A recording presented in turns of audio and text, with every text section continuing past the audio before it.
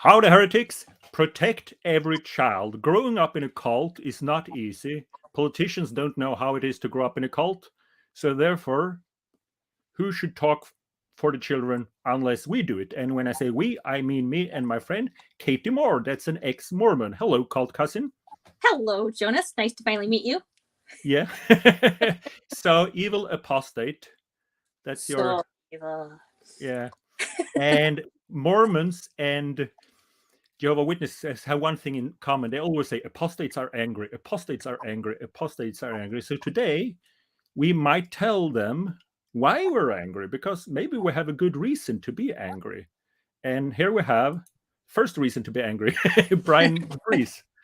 How are you doing, Brian? Hello. I'm doing okay, thank you. Yeah. So the Mormons have something called General Conference, and it's basically the same as Jehovah's Witnesses convention. And it's a long, boring thing when they talk very slowly in a hypnotic manner. And so we're going to have a protest outside the General Conference in Salt Lake City, Utah. And it is 5 conversations over 5 days. And maybe Brian can tell us about September the 26th, noon to sunset. You want to talk about the abuse policy of the LDS Church. And why are you angry about that? Well, I spent almost 8 years going over this, and I lost a son to suicide because of LDS policy. He was abused at church, and once that happened, they completely covered it up. And I asked for one thing from church leaders, is to make sure it never happens again. Spent almost 2 years meeting with church leaders discussing abuse prevention policy. And when it was all done, church attorney comes in the room, and I'm told will be no new policy. If you explore the Mormon abuse prevention policy in detail, you can see it's completely written by attorneys to protect the church from liability concerns and not children from abuse. So now I see more children dying of suicide in the very congregation, what Mormons call a ward. 4 years later, after my son died, another child dies from abuse in our ward. They have a serious problem, and that needs to be addressed immediately. So I just keep going, and I keep hearing about abuse, and I just keep going. Yeah. It's kind of the same thing with Jehovah's Witnesses. The abuse policy is to protect the Watchtower brand and the Watchtower money. It is. And that's really sad, because if people want to believe in the celestial, terrestrial, and God and this and that, it's okay. But the problem is when the brand of your religion is the only important thing, because then kids get squeezed. They do. Yeah. So I made this thumbnail, and it's a picture of your son. Can you just shortly tell the tragic story, what happened to him? Well, it started out, we moved to a brand new neighborhood in the Las Vegas area, and there's a couple of kids down the street about his age playing street hockey. I said, well, why don't you go down and play street hockey with these new kids down the street? And so he did. He went down there, and he came back, and it was time for him to go to Boy Scouts at the church. So I said, well, why don't you invite your new friends to the church? To the Boy Scouts at the church. And he said, I'll do it. So anyways, I remember vividly, and still to this day, that all 3 of those boys were riding off to the church. It was about a block away to go to Boy Scouts together. It was a joyous moment. There was happiness found in making a new friend. Once he came home after going to Scouts, he came and told me, Dad, one of my new friends became terrified as soon as we arrived at the church. And I said, well, why? And he didn't know why. He said, Dad, I don't know why he was so terrified, but he hid behind me in fear. And sadly, it was too late when I found out why. And the reason why this new friend he brought to the Scouts was terrified is because boys at Scouts were calling him faggot at school. This was a non-Mormon boy now. And so he'd been abused over a long period before we even arrived to the scene. And this young man was suicidal from Mormon boys calling him faggot every day.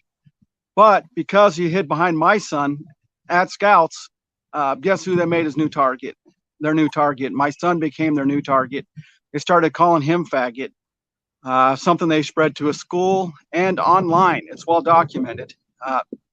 So this is what happened to my son. This is the one reason, the number one contributor to his end of life decision. There are others on this week of a conversation. You know, the Worthiness Interviews, extremely harmful.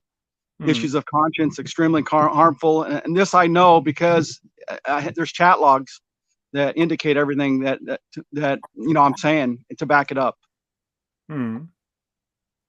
So am I correct if I remember that he actually, when he ended his life, left a letter that asked you to leave the church? He did. It was in the suicide note itself. He left a message that it would be best to leave the church. He directly, in that suicide note, directly blamed the Mormon church and the abuse going on there for his end-of-life decision. The night before he killed himself, he wrote on a chat log, "What I believe is harming me."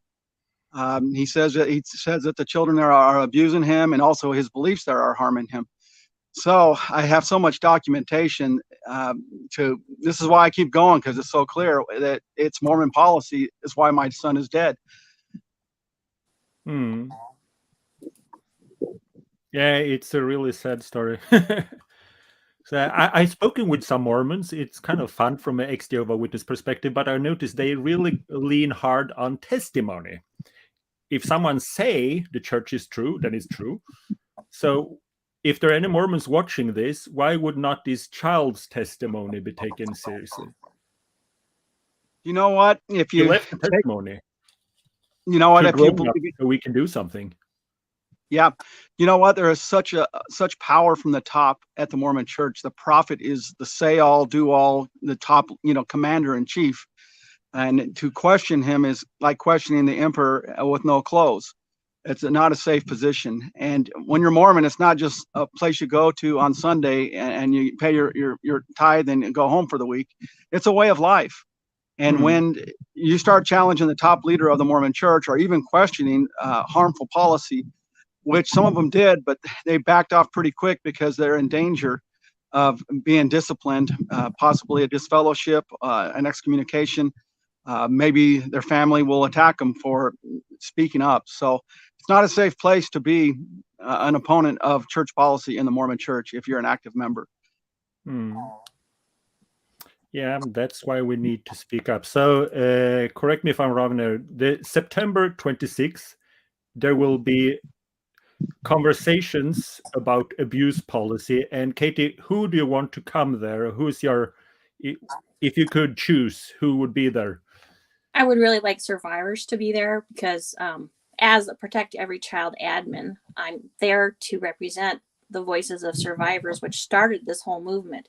People wrote their testimonies. They turned in a storybook of over 1,000 stories to this same building, the LDS Church headquarters, and there have been more and more and more stories told. And so, Brian and I are not there to hear ourselves talk. We are there to open a platform for survivors, mental health professionals, and anybody from LDS Church headquarters who has guts to come and talk to us. Yeah, that's actually one of the cool things with the Mormons. They talk to apostates, like Jehovah's Witnesses. Well, they talk to me because I'm charming, but like everyone that knows me that I'm apostate, like witnesses, don't talk to disfellowship people. But Mormons do. That's a good thing. Well, that depends. That depends on which Mormon you are and what your family is like, because I've been cut off. So when we talk abuse, a lot of people think like sexual abuse, but that could actually be any kind of abuse. Right. It is. Yes. And the truth is, bullied for, I don't know. There's a lot of bullying in these groups, like Jehovah's Witnesses. They have a system called bad associations spoil useful habits. So when you're a Jehovah's Witness, you're not allowed to have worldly friends. People from the outside world is called worldly because they're from Satan's system. So we're not allowed to have worldly friends. But so you can only be with Jehovah's Witnesses. But within the congregation, you have to be this good, like to be allowed to be in the group, in the good company. So if someone say, I don't want to be a Jehovah's Witness, he will be isolated as a child. And that's an organized bullying by an institution. Yes. And, Mormons may claim that young children are free to be baptized, but the social pressure is incredible. When I was growing up, there was a girl that didn't want to be baptized, something with her father where he felt she should be older. And so she didn't want to. And I saw her get pressured for an entire year. When are you getting baptized? She finally did it at the age of 9, not being comfortable with it, but in order to get everybody to get off her back. And that's abusive, and that's wrong. It is. It is a lot of bullying. And I'm thinking about the next year's protest, #AllReligionsMust. Instead of protesting on the normal thing, I want to focus on the way Watchtower bully children that grow up in the religion. Because everyone knows that if you leave, you get shunned. And then Watchtower have this spreadsheet with prepared lies to say that they only baptize grown-ups and it's a choice and you will not be shunned unless if you don't get baptized, you will not get shunned. But actually, you will be shunned. It was on the JW Broadcasting, which is their propaganda thing. It said that children in the congregation, you should not talk to children in the congregation, not write letters to them or messages to them or anything if they think the wrong thoughts. And that's an institution that tells children not to talk to other children based on what thoughts they are thinking. And how do you find out what thoughts a child is thinking? Well, it's basically up to the elders that are appointed by Watchtower. So that's some serious bullying within the Jehovah's Witness congregation if you don't think the wrong thoughts and the right thoughts. And the right thoughts is always something that benefit Watchtower. So that I would like. So let's move over to the next day, September 27th, LGBTQ Harm. Because imagine if a child have a different orientation. That would seriously mean thinking the wrong thoughts. Which in Jehovah's Witness means that you grow up in a family where you will be systematically bullied unless you give in and believe in the miracle of baptism will remove the gayness, which it doesn't. Is it the same with the Mormons? It's pretty bad in Mormon culture. For example, I have a sister-in-law, a niece and an uncle who were homosexual. And when my uncle died of AIDS, my family was so ashamed of it that they told everybody he died of cancer. And then when they were cleaning out his house and found all kinds of evidence that he might have also been transvestite, he was just a costumer. I mean, it was just total denial because Mormons won't accept that. For a long time, they didn't accept that you were born with that orientation. And even now, the proclamation on the family has done terrible damage. That you're only born male or female. Well, give me one intersex person, and that disproves the whole proclamation, the whole thing. Because that denies the doctrine right there. It's been for me, Katie, that really was the slam dunk. When you talk about intersex people, some children are literally born both sexes, or males with undescended testicles. They look female when they're born. There's so many different bodies that people are born into, and to abuse these children when we don't know what's going on in their body, what body they were born into, it's nothing short of cruel. And this is not a message I believe God would approve of. Yes. So this is why the science is just so strong on this. And truthfully, I didn't come to these conclusions and quickly, because I was also indoctrinated my whole life. It's a sin next to murder and sodomites and all these other appointments to the homosexual community. But with time and with the research, I had learned that this is cruel how many churches treat people in the LGBT community. Yeah. And there are, if you want to have kind of an idea of how many intersex people there are, it's as many redheads as there are, which is actually, there are more intersex people on this planet than there are Mormons. And so to deny them like that is infuriating, just ridiculous. And, Dallin H. Oaks is set to be the next prophet. And he was in charge of conversion therapy at BYU and denies it now, that it never happened under his watch, but it did. And it's horrible. Oaks, that's the guy who looks like the Monopoly guy? Yeah. Yeah, I've seen him. He says that you should not criticize the church even if it's true. Even if the criticism is true, yes. That's This a is what stupid thing to say. It's bullying. I mean, this man has never been a bishop, never been a stake president. I don't know how he got up there. Maybe because he was a Supreme Court justice in Utah. I don't know how he got up there, but he's a major homophobe. Huge. Okay. And David Maybe A. God Bednar loved right him. after him is almost as bad. So Yeah. So here someone says all apostates and all religions unite to protect the children. That's cool, because at this protest, anyone that have been abused by religion is allowed to come and welcome to come. Am I right? right. Yeah, absolutely. You know, the reality is the Mormon attorneys are getting the same quote unquote good legal advice, the same place Jehovah's Witness leaders are getting, the same places any other church is getting their good legal advice to do almost nothing to protect children and do everything to protect the church organization. So the types of abuse that you'll find in these different churches is going to be similar, provided on the same good legal advice attorneys are giving them. And the reason why I have faith that what we do is important is because 20 years from now, no Mormon lawyer can say, well, this is the first time we hear about this. And that is a really bad legal situation for them to be. They say, if someone sue them and they start to lose their precious money, the lawyers will say, wait, we had no reason to believe that our policy were wrong and stuff like that. So it's worse. It's worse than that, Jonas, because when I was deconstructing, I found 2 books, the Case Reports of the Mormon Alliance, volumes 1 and 2. And it was back in the 90s that Janice Allred and her sister, Lavinia Fielding, I believe, they wrote this book about cases of child abuse. And so the church has known about this for at least 30 years, probably longer. It's infuriating. If they wanted to change it, they would, and they don't. Yeah. We have to make it a priority. You're making a great point. I spent almost 2 years directly with policy meetings with church leaders. They can't say they don't know. And this is part of why I'm going to Salt Lake to, once again, not just in a meeting in Las Vegas, but I'm going to the church headquarters, and I'm going to give the same message there. So they're going to have no path to saying they don't know about this.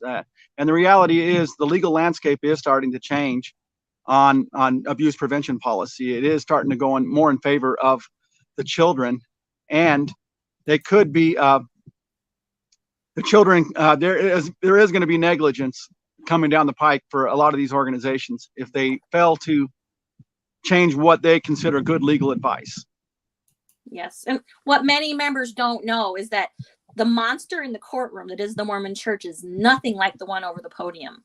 The Sins of Brother Curtis is one book that I can recommend, but do your research. You'll find that in major cases in the United States, the Mormon Church and the Catholic Church are like in bed together, trying to make sure that victims are not heard, that the churches are protected. They hide behind the First Amendment, and it's terrible. And in my opinion, evil. Yeah, Jehovah's Witnesses have had. You've maybe heard about the Australian Royal Commission. The Australians made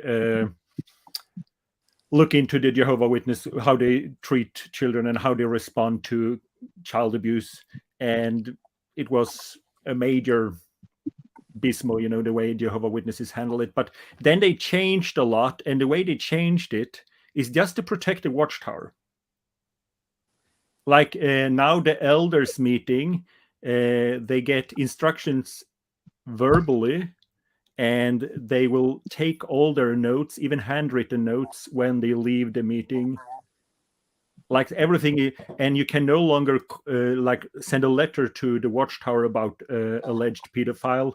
They have to use a code and do it verbally. So there's no paper. All the things they changed is to protect watchtower, so there will be no paper trail. And that's really sad, because that means they know about the problem, but the focus is to how to protect watchtower, not to protect the children. Yes, that's what's said about Kurt McConkie too, is that when the bishop's helpline people call in, they destroy notes, they ask first names only. It's almost as if they know that what they're doing is wrong. Yeah. Well, this is part of what we're going to be discussing at this this event at the LDS office building is what is good abuse prevention policy. And a lot of it is record keeping. And this is what really this good legal advice doesn't want churches to do, is keep records. They want nothing to never have known about the abuse so that it can continue. So yeah, it needs to be discussed, and this is why we're going to Salt Lake in part. Yeah.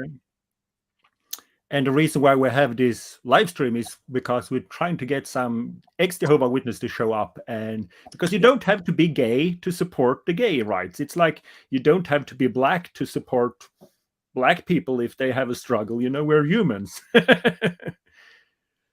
So one thing is next here on September 28th, it's Worthiness Interviews. And that is that a child or a grown-up, but in this case, we talk about children, has to go to the bishop, that's like your elders, and tell them about all the stuff they do and all the the loops they have to jump through. But it also includes that the grown man is asking questions to children about masturbation. Yes. And that's not cool. Yeah, if things had gone as badly for my daughter as it went for Brian's son Samuel, I would have lost my daughter as well. This is the worst part. This is what fires me up the most. I was severely damaged by Worthiness Interviews. My daughter was, my son was. They need to stop. They just need to stop. They do need to stop. Did you know that about 2 weeks before my son died, it was time to do a worthiness interview, and he didn't want to do it. He aggressively didn't want to do it. And me, the faithful Mormon father, I said, well, let's just do it and get it over with. It's no big deal. Although deep in my heart, I knew it was a big deal because these harmed me as a child as well. When I was 12, the bishop asked me all kinds of sexual questions. I left traumatized. So it is a big deal. But also, when you're at the worthiness interview, the bishop can tell you not to take the sacrament. He can tell you not to pass the sacrament. Did you know that the day before my son died, the very day, he aggressively did not want to pass the sacrament or take it? So I have no doubt that these worthiness interviews and the shame culture in the Mormon society, Mormon church, is harming the mental health. It harmed my son. And I view that as the second heaviest contributor to his end of life decision. And this is part of why I'm going to Salt Lake. I know a bunch of other children are saying the exact same stuff that harmed them. I have a child that I taught in Boy Scouts. I was a scout leader. He attempted suicide, was in the hospital for 2 weeks. After he came out of the hospital, he said, Brian, I was shamed for some of the things I had done. And this is why I made that decision. So people I personally know are coming to me and telling me stories. This can't continue. We've got to shine a light on this. The absolutely insane thing is when you read the court arguments that the church makes to defend itself, it will say, who are we to think that a plumber, a baker, an accountant can even understand child abuse? And that's their defense in open court. But they tell members, oh, go to him. And so in my case, when I should have gone to the police, when I was being groomed by a member of the bishopric, my first thought was what I'd always been trained to do, go to the bishop. And this guy knew this man's history. I mean, he called him into the bishopric. He'd known this man for decades, and he still fucking protected him. I mean, what he did was illegal in Michigan, to me. The Jehovah's Witnesses and the Mormons have one thing in common. It's like when they speak with two tongues, one thing in court and one thing in the congregation. So if you're in the congregation, Mormon or Jehovah's Witness, it's exactly the same. Something happened, and then the church or the watchtower, they will tell you that you have to trust the man God have appointed. God has appointed this man. But then in court, exactly the same story. They say, well, that's an untrained volunteer. He's a plumber or a window cleaner. You have dentists, we have window cleaners, but it's basically the same thing. They say it's he's just an amateur and blame everything on him. But in the ward or in the kingdom hall, they say, this is the man that God himself have appointed to this. Do you really want to be like Korah and don't follow the direction from the man that God has appointed. How can they, if there's a witness or a Mormon watching this, please leave a message here and I can explain how the one, God's one true religion, either one of them, can say one thing in the word and one thing in court. This is just dishonest. It's nothing short of that. These men are simply lying. You know that the Mormon church got sued in the early 80s over this very issue. A child was being interviewed over masturbation interviews. Kip Ellison was his name. And he chose suicide. But in that process, he did go to a therapist, and the therapist followed church instructions. It was an LDS therapist and told him masturbation is a sin. And so when it got to court, both the Mormon church and this therapist were both sued. The therapist lost big time because he did not follow the best practices. The Mormon church got off on that one because they're not, the bishop was not a mental health professional, so he didn't know better. So that was the stated answer. But now the bishops still don't know better, but yet the Mormon church knows bishops don't know better, and they're using it as their defense, but yet they're still sending kids in to be harmed by bishops that don't know better. This is harmful. This is evil. So most of our, can you give some really specific, what do the Mormon, so there's like a child being nervous going into what they believe is a man of God that can magically see if you're lying, because Mormons believe in magic. So if you're lying, he will know, and it gets worse. So the child has to go into grown man. And what can you give some specific questions that you have been asked as children? Do you keep the law of chastity? And if you say, well, I've been struggling with watching porn or masturbating. Oh, I need to know all that you have to tell me, because I need to know how badly you've sinned so that we can know how fully you have to repent. Like, how bad did this sin get? And so when I went in to say, you know, I'm living with this member of the bishopric, and he's been doing things like asking me to go skinny dipping with him in his pool, asking me to sit on his lap, wanting to hold my hand in the truck when he drives me to school, because I wasn't allowed to have a driver's license or anything like that. My parents didn't want to pay for the insurance hike. And so I'm like, it's confusing me because he's like a father figure to me, but I think I'm in love with him, but I know he's married and this is wrong. And I just need help because this was a good relationship and I don't want it to change. And I didn't say who it was. And he looks across the desk at me and he's like, it's Brother Goodwin, isn't it? And I was like, oh, you know, in my heart, I was like, oh my God, he's got the spirit of discernment. No, this motherfucker was the bishop over this man when he cheated on his wife. And he didn't excommunicate him then. And then, so the whole result was, you know, I had basically run to this man's office because I had no way to get away from my abuser. He turns around and calls the man into the office, and together the two of them decide, well, you know, the wife's going to find out, so I guess you got to take her back home, and you won't do anything anymore, will you, Brother Goodwin? Oh, no, I won't. So I was sent home by my two ecclesiastical leaders, and everything was going to be all right, and he was going to stop. And that's the kind of shit that, you know, trusting, young, naive, brainwashed girls like me have. And it's just all kinds of situations like this. And that's just one example. I've had tons of them. Yeah. So that's why you're angry. Yes, because it didn't stop with me. My daughter was harmed. My son was molested at Boy Scout camp. And that went to the bishop's office. You know, the priest that was passing the sacrament and blessing it put his dick on my son's face while he was sleeping at Boy Scout camp. Did he get punished? No. He went on his mission and my son got punished. My son got shunned. So my son quit attending. Yeah. There been, so Brian, I muted you because of the wind. So okay. You can unmute yourself when you want to talk. Okay. Let me see. Is there a better place I can maybe go? No. Just sit there. It's just. Okay. You were saying something. Well, I was saying that this is pretty common where they go after the victims to forgive, and to the abuse policy of the Mormon Church. It puts all the burden on the victim to create unity, you know, with the perpetrator. They actually abuse the victim further by coercing them to forgive and circling the wagons around the perpetrators. They did the exact same thing with our situation. After my son's already dead, they completely circled the wagons around these abusers.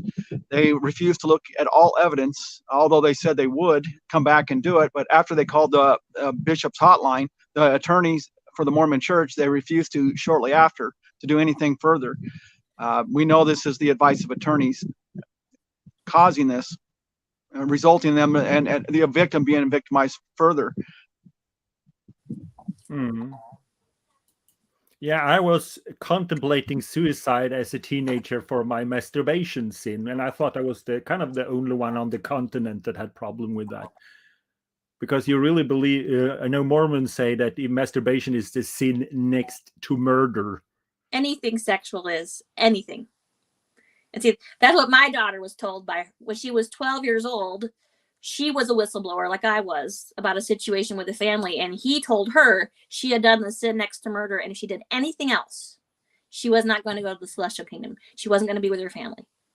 So my daughter went into religious scrupulosity and suicidal thinking and self-hatred because of this butt-faced bastard. I mean, I'm glad he's dead now because I'd probably be on the manhunt for him. Yeah. I'm so mad at him. Yeah, so that's the Worthiness Interviews. And I see Jehovah's Witnesses and Mormons have that in common. They make you feel crap about yourself, because when you feel bad about yourself and are busy hating yourself, you're easy to be manipulated and also not question the leaders. Yeah. Yep, that's exactly right. It's about control. And if they can control you, you'll give them more money too and give them more power. Sadly, it's a technique, and it's an old technique that needs to end. This shaming of people is not what God had in mind. You know, we're supposed to be improving every day, not especially as young children. We're not supposed to have mastered all things at such a young age. No, and also the whole notion that sex would be something bad, you know, there's privacy and decency, little cultural things and like that. But, you know, when religious people talk about sex like something bad, it's like, you know, the birds and the bees, that is not an illustration of sex. That is sex. Like flowers are genitals. Nature is a very sexual place, and if you believe that God created everything beautiful, you look at a flower, oh, it's so beautiful. A flower is literally a genital. I don't understand why a religion, if this Mormon God were real, why would he be so cranky about sex when basically you can look at a field that's filled with same-sex genitalia in flamboyant colors? It's like this planet, if you believe in intelligent design, it's basically a interspecies Pornhub thing. Every flower you ever seen is literally genitalia. You know, at the very least, can they not bring 12-year-olds into the bishop's office and educate them in the most harsh way about all kinds of sexual topics? You know, have you masturbated? Have you necked? Have you petted? Have you had fornicated? I mean, they go down the list, and as a young child, you leave. At least I left traumatized. I had no idea. So, you know, there can be a balance to this, and the Mormon Church's approach is way out of balance. There is a correct balance to teach children about sex and boundaries, but the way they're going about it is a sledgehammer when it needs a gentle conversation. It's really terrible because none of these people are even pastorally trained. I would be happy if they made Mormon bishops actually be pastorally trained, but they're not. And if I could snap my fingers and turn you back into a believing Mormon, but you would also be in charge of writing a new policy for Worthiness Interviews that would not harm children. That would be possible, making a Worthiness interview. Well, I have thought about that question.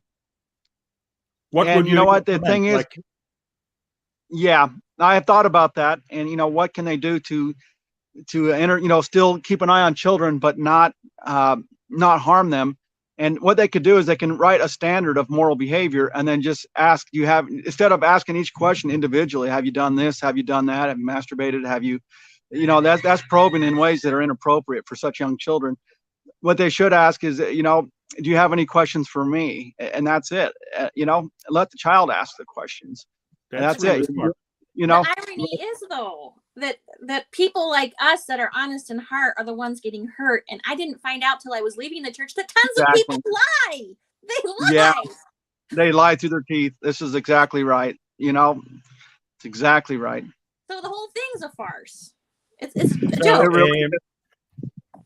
A question now. If, I guess, most religion, like God has a tendency of being broke, created universe and then he run out of money. So they collect money in different ways. So when Jehovah's Witnesses collect money and they open this, no one is allowed to open it alone. There must be 2 witnesses. So I can't steal without you also stealing, and we're both in on it. And that's kind of awkward when you're religious. So they don't trust one man to open a box with money. And I guess that's the same with the Mormons. You cannot just take the money and walk around with it. There need to be 2 people to sign the papers. So if they don't trust the bishop with money, why would they trust him with a child? If there's a Mormon watching this, please leave a comment and explain this. They have better policy. Right? Yeah, you're absolutely right. They have better policy to keep their money safe than they do to keep children safe, and it's shameful. And I don't even like the idea of more than 2 people there, because again, with my case, when they refused to believe I was a victim, I was stuck as the only woman in a room with 3 men in the bishopric, a male counselor from LDS Family Services, and somebody from the stake presidency or high councilman. So 5 men against 18-year-old me. Like, that's not going to help anything. When it's not. No. It's not going to help. They put all kinds of pressure on you to just close your eyes and forgive, is what they're doing, and it's so harmful to the children, and adults. They want me to just have unity. They had unity meetings, so I would just forgive my son's abusers with no justice. This is not right. Right. Yeah. I had a stake president that was always saying, we are in the mercy business, not the justice business. And then I find out that specifically in Mormon temples, men are told to defend truth and virtue with the sword of justice. So what the fuck is that? Why aren't men standing up and doing anything? Yeah. I'm why? Because you're angry. It's okay to be angry. They don't want to risk their own status in the church. They don't want to risk their own place to protect another child. They don't care, because they go to defend it. Now they're challenging the church authority, church hierarchy, and they don't want to take that task on, because now it's going to upset their own little world while a child goes on and suffers. Well, then we see who their idol is. Their idol is the church.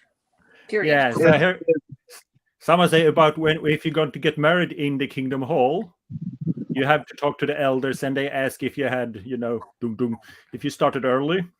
And most will say, he says, probably 90 will say, yes. And they're lying. I didn't get married in the Kingdom Hall because I had a super clean conscience. And I got married in City Hall, and I realized it was a much better and nicer ceremony. It was like no mumbo jumbo. It was short, to the point, and it was a short but lovely speech. But it's like you get married in the temple with all the weird white clothing and apron and stuff. Yep. Did you get married in temple, Brian? I did. And you know what? My mother wasn't invited in there because she wasn't worthy. Again, shame on me. I made the wrong choice because of my ignorance. It harms family connections, not strengthens them often. Yeah. Well, I have to correct you and say that my first marriage to my abuser was civil. And we were married by the guy that I went to for help to get away from him. That was irony. I felt like I was, walking to my coffin. And so they were pushing. That was their whole goal, was somehow to turn lemons into lemonade and turn this shit, this molestation, this grooming abuse, into a happy ending by having us be temple married. And that's one reason why they were pushing and pushing for it to go in that direction. I did not want to be with this man forever. I never wanted to be with him in the first place. But that was the whole goal from start to finish was, okay, it doesn't matter that he's cheated on his wife and that 25-year marriage is over. We're going to make a happy ending. And I was always pressured to forgive. These kids need someone to look up to. It's just like, stop. Will you stop the stupid joke and this ugly machine and let me off? I never wanted this. But yeah, I got no support. And then during the divorce, 11 high priests went in and removed the supervised visitation that I had in place by testifying that he wasn't a molester, that he wasn't a predator. And so my kids got the protection I had for them legally removed because of Mormon elders testifying for my abuser. So 11 high priests could testify, could prove a negative. Yes, even though they weren't present, never seen a fucking thing, weren't living in my bed and in my house where he was maritally raping me. Well, they proved a negative, basically. Yeah, he was pure as the driven snow. Yeah. Yeah, well, that's a shame for the Mormon Church. That they have the possibility that you can prove a negative, because you can't really prove a negative in most cases. 11 of them testified that he was not an abuser. Yeah. How is that possible? These men had never been to my house, never met me, never spent time with me and my children, but the court took it and removed the visitation boundaries. So he got full visitation, and then they had to go away, and the whole thing when I had them protected. So and that's supposed to be like in the handbook, church leaders are not supposed to get involved with legal cases, but they do. Okay. Here it says issues of conscience. What does that mean? It's September 29, noon to sunset. Who do you want to come there, and who's your favorite part of the audience or panel for that? There's a whole lot of people out there that they don't believe in all of Mormonism. They were told early on to go and pray about it, and God will tell you. If any of you lack wisdom, let him ask of God, and it shall be given him. And so Mormon people go and do that. But when you go and you pray, and the answer is not the answer they're instructing you to have, now you're putting yourself in conflict with your own conscience, because if you have viewpoints or beliefs that are not exactly what the top leaders tell you they should be, you're in danger of disfellowship and excommunication. So you're putting pressure on people's, sense of conscience, cognitive dissonance. And what a lot of Mormon people do is they put that doubt on a shelf, and they keep piling it up. But eventually that shelf breaks.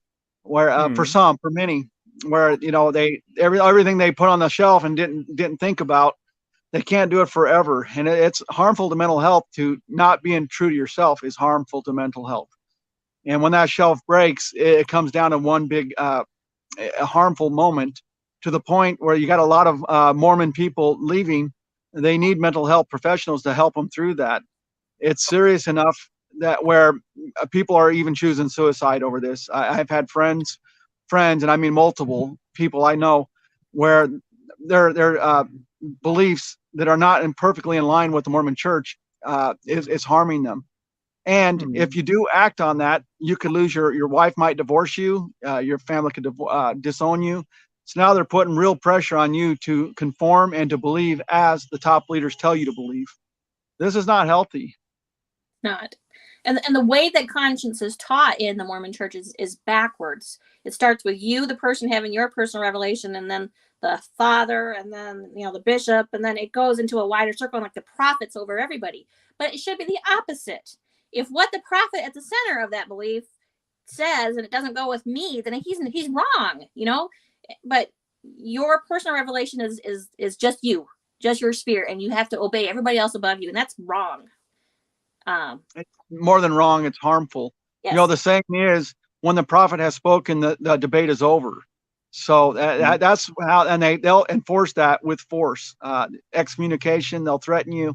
And understand, another part of the harm of this is, if you do leave the Mormon belief or Mormon Church, you've lost your temple blessings. You lose, you got your eternal marriage where you have family forever.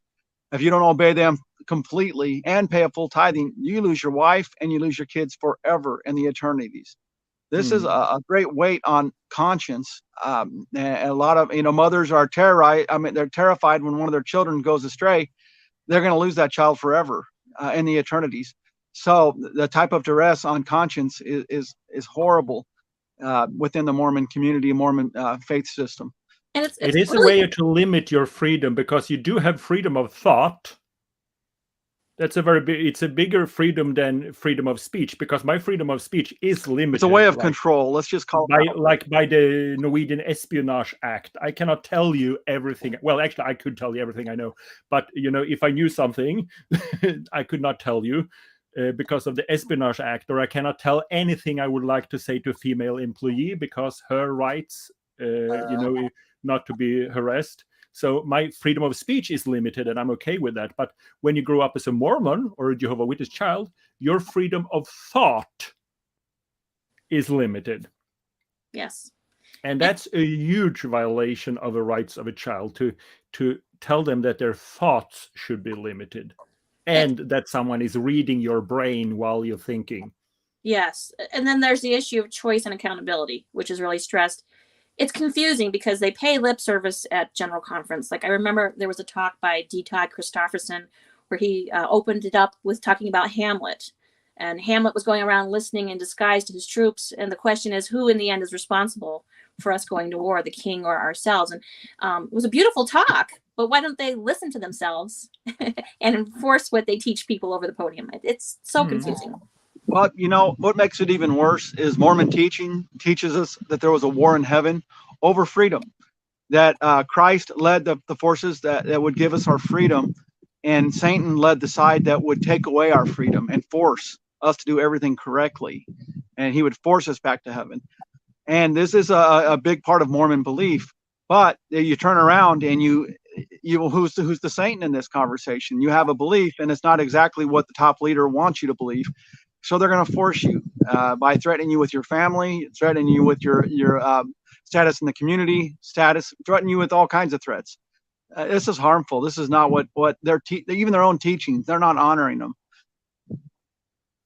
Yeah, it's kind of weird. So next is mental health professionals. So why do you want to talk about that? What do you want to change? And what's the struggle? Why is it important? Well, this goes all the way back to that Kip Ellison story, where the mental health professional counseling him for masturbation addiction was following church instructions instead of his training. So we know that the church leaders are affecting the care that mental health professionals are giving to their patients. And his name was Nelson, Cantrell Nelson was his name. And he followed the church leaders' instructions instead of his training. And he didn't give this Kip Ellison child the correct care because he was influenced by the church not to. In my mind, I guess in some ways it might be like a blood transfusion. The doctor's not going to give the best care because of Jehovah's Witness instructions not to. But I also look in more recent times, and I know people, a current BYU a psychologist, he's wrote an article saying why these worthiness interviews were harmful, and he put out his voice. And it wasn't long, and that article he wrote was removed almost immediately under duress from the church leaders. So this is why the type of care these professionals are given is being compromised through duress from church leaders. And that's why it needs to be discussed. They need to let these professionals do their job. If you're a plumber or you're building a house or a doctor, I'm not going to tell you how to keep me safe. I'm going to let your training keep me safe. But the church is not honoring that training in regards to mental health professionals. No, it's not. And so am I correct? There's a lot of Mormon health professionals that don't follow best practice. They follow the faith. They don't. Yes. No, they don't. There was was recently about a year ago, a mental health professional went out and taught publicly taught good practices, and they excommunicated her because it didn't. I heard about that. Go along. What was her name? Natasha Helfer. Yeah. Yes. Yep. And you know that she had over 1,000 mental health professionals sign a letter. It was all in writing. They signed there, and these are many of these were LDS, faithful LDS mental health professionals, signed a letter in support of Natasha, that what she was doing was correct, and the information she was sharing was correct. So we know there's thousands of mental health professionals that are feeling the heat of an excommunication, just as Natasha was excommunicated. This has got to end. We got to He was a quit mental threatening health professional talking up against the church, and She was this talking whole about best practices. What best practices, what the science and what the evidence instructs is correct. You know, as for instance, masturbation. You know, is it a sin next to murder, or is it more of a developmental stage of a child's life? You know, these are things that a lot of research goes into, and so these mental health professionals are trained on best practices off of years of research. And when they go to the church and they go to serve members of the church, they're not permitted to use what the best practices, the evidence has showed them, and also their experience. They're in the office, they deal with people every day, and they know what will result in harm and what won't result in harm. You know, they actually go to college for years before they do their first interview to learn what, you know, to first do no harm. And they're putting a boot against that. Church leaders are. That's got to be ended. And to contrast that with a bishop, he has absolutely no training, and he's given. I don't know what happened. Bishops are given worthiness interviews with no training, and they fully endorse that. I think we lost you for a second. Yes. Yeah, we heard you. So basically, the Mormon church are kind of twisting the arms of health professionals that are Mormons and treating other Mormons, that they have to follow the doctrine. Yeah. Well, can I jump in here, Jonas? Instead of what Yes, please. Okay, so when I was in DV shelter, I had LDS therapy on one hand and therapy from non-LDS people on the other. And I was getting two different messages. The non-LDS people were like, your church is a problem. Your church is a contributing factor in your lifetime of abuse. And then the faithful LDS side, where I went to like adults molested as children, 12-step, and I had a private LDS therapist, were all supporting the church. And it was just like I had to choose between what the non-members were telling me, like, oh my God, your cult is really fucked over, and listening to the Mormons. And I listened to the Mormon therapists because I thought that they were faithful and I couldn't trust the secular people. And so I think I would have left the church earlier had I not had LDS therapists. Jehovah's Witnesses also do that. They are afraid of therapists because they might show you the real problem or lead you astray from God's organization. I remember when I took my ex-wife to talk to professionals, and I just knew that the elders will be waiting outside. I just knew it. And I felt like shit. So I have to lay the groundwork so the elders accept that we're actually here. So I remember I went into the psychiatrist and said, we are the happiest people on earth. We are Jehovah's Witnesses. We are a member of such a loving congregation. And I was just lying because I knew. How could I know that? Well, I knew. I just did. That the elders will be waiting outside and ask to hear everything that was said. So I had to talk to them through my wife, just to lay the groundwork that maybe they would allow her to see a psychiatrist in the future. So I was lying about how wonderful, how happy we were as a Jehovah's Witness. And then we went out. My now ex-wife gave me a hug and went out to the parking lot. And guess who was sitting waiting in the car there? Sveinung Gran is his name. And I don't like him. And he had a long, 45 minutes sitting, interrogating her about what was said at the psychiatrist. They need to control, because professionals might help you to show that actually you're in an abusive cult, and then they lose a member. It's about power and money. They don't want this member being taught correct practices because they might lose control. But in their search to grip that control of people, they're harming people. They're not letting the professionals help them through their mental health. And you know that the Mormon Church, actually, one of their leaders stated that psychiatry is a form of apostate religion. This is way back, I think, in the early 80s. You know, and that was kind of a culture within the Mormon Church that mental health professionals and psychiatry is only wants to help you to sin, and it's a mindset. And as a growing up in the church, I kind of, I'm just a faithful Mormon. I believed in that. And when my son came to a time, and it did come quickly, his mental health deteriorated really quick. I mean, we're talking very fast. So I only had a very tight window where I could have taken him to get some help. And it was the last couple of weeks of his life. And I'm thinking, what do I do? And I am talking to him, but I don't have the training to fully help him. And in the back of my mind, I'm thinking mental health professionals only want to help you to sin, because that's what church leaders had taught me, that it's a form of apostate religion. So the Mormon Church's war on mental health professionals, it resulted in real harm in my family. Maybe things would have changed differently if I had not heard that message and had taken my son to get some help by someone who was trained, not just what little knowledge I had at the time. Right. And we have the additional problem sometimes that mental health professionals are called as bishops and stake presidents, like my father was. He doesn't close any of his cases. He likes having his clients dependent upon him. And so people would fawn on my dad. Like, he'd walk through the church almost like he was Jesus Christ himself. Oh, there he comes. Because he was looked at as being so insightful. Not only was he led by God, but he was a counselor. How could he be wrong? And people just fawned on him. And, growing up, I thought my dad was a great man because all these people thought he was so great too. Not realizing that he was an abuser. Something else is when you got a child has been harmed, or there's a victim, and the perpetrator is at the church, and they have a bishop's hearing, a disciplinary council, where I think 12 men gather to decide the fate of a brother for a perpetrator. And what they'll do is they will ask a mental health professional to not sit on that, because they're a mandatory reporter.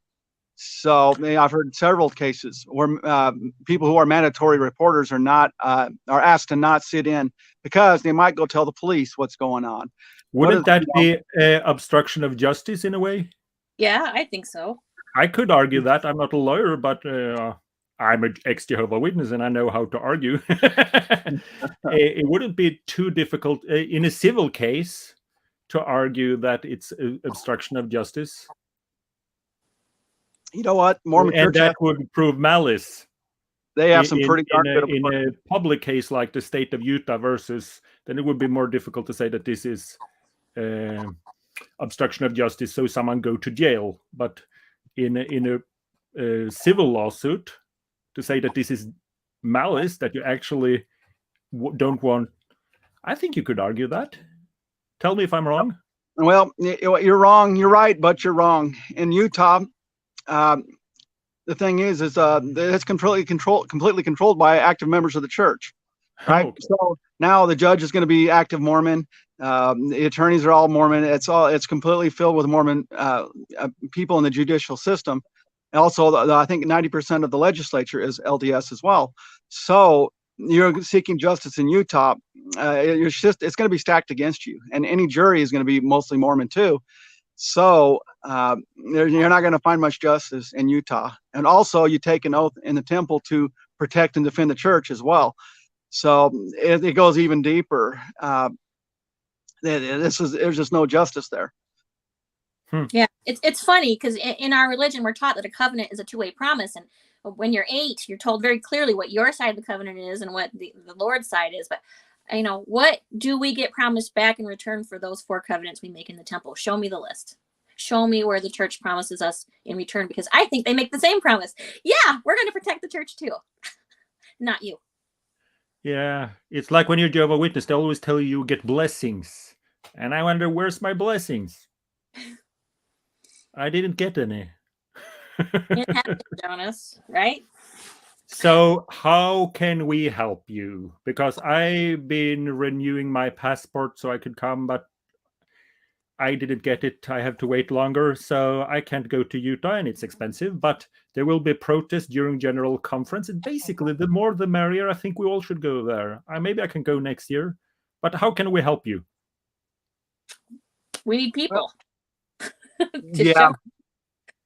You're like Putin. You need more bodies to fill the streets in Utah. Well, obviously, the more people that show up, the stronger the message. But truthfully, even if nobody shows up, it's just me and Katie standing there. The truth itself is strong enough. It's the truth is, it doesn't, you know what I mean? The truth is the power. What we're telling them is true. It's founded in truth, and they can't deny it. It's the truth. But to have more people show up, it will strengthen the cause. Obviously, you see bodies there. It does strengthen it. So, yeah, if you can advertise it, it'll help. It was encouraging to me when we did the Protect Every Child March in 2019 to see a Jehovah's Witness group of people there. I took pictures, sent it to you. Remember? Reaching out from Norway. Yes, that cheered me. And there were people from, golly, that Spanish one, Le Monde, the one where the prophet's now been put in prison. I can't remember the name because I can't speak Spanish, but it's the light of the world. Yeah, La Luz del Mundo. Yes, that one. The light of the world. There were people there from that, and it was good. It just felt good to have more people there. And of course, there's Judy Clapprish Larson, who is also helping us run this. She's ex-Catholic, and she's the SNAP representative, survivors who are molested by priests. And so, yes. And, there's been the Southern Baptist Convention now has had their scandal. I mean, if you had a scandal in your church or are going to have one, you should please show up and speak out. Or if you just care about safeguarding children. So I arranged a lot of protests, and then Corona came and destroyed all my fun. But actually, a lot of people come to my protests. They've never been Jehovah's Witness. They just realize that some children in these organizations are not protected. They are bullied by the institution into conformity. Mm-hmm. It's bullying. Well, it's hard for grown-ups, but it's worse for children. So actually, a lot of what we call worldly people, they come and support my protests. That's good. So I think it's evident that a lot of these churches are following the same good legal advice and the same control techniques. So there is going to be a lot of similarities to between. Yeah. So what's the address? We have the date here, Katie. I think it's I think we lost 50 East or North Temple Street. I don't know. The LDS Church headquarters. It should show up on your Google map. But I'm pretty sure it's easy to find in Salt Lake City. Yeah. Because this is during General Conference. So then you see all these Mormon-looking people walking in one direction, and they end up at a certain place. And then you look at the angry apostate with banners that says #all religions must protect every child, and you join them and you put on a happy smile. That'll be on Saturday. And then the Monday through Friday will be outside the church office building unless they find a way to move us. But as long as we don't obstruct the sidewalk, we'll be there. And come and talk to us, because I don't want to listen to myself or Brian talk for 5 days. No. We need voices. We need people to come and let people know this is important. Because people don't care how much you know till they know how much you care. They don't. Yeah. Well, so you know what? I think the momentum is building. What? I think the momentum is building for this cause more and more. You know what went on in Arizona as of late, or they covered up that child being raped. And when there's just keep more and more stories of this going on, I think people are getting more and more ready to support this type of stuff. Yeah. There's happening so much in Norway now, so I don't know where to start. I don't have like stacks of letter to write and so many. Yeah, we're winning, but it's like kind of advancing it. Sometimes I need to stop advancing too. I'm kind of overworked here. So there's a kid in Scotland, and there's one that's about to burst. I can't tell you about in the United States. That's humongous. That's also Mormon related. It's almost weekly, almost daily. So next, the General Conference, will it be next year?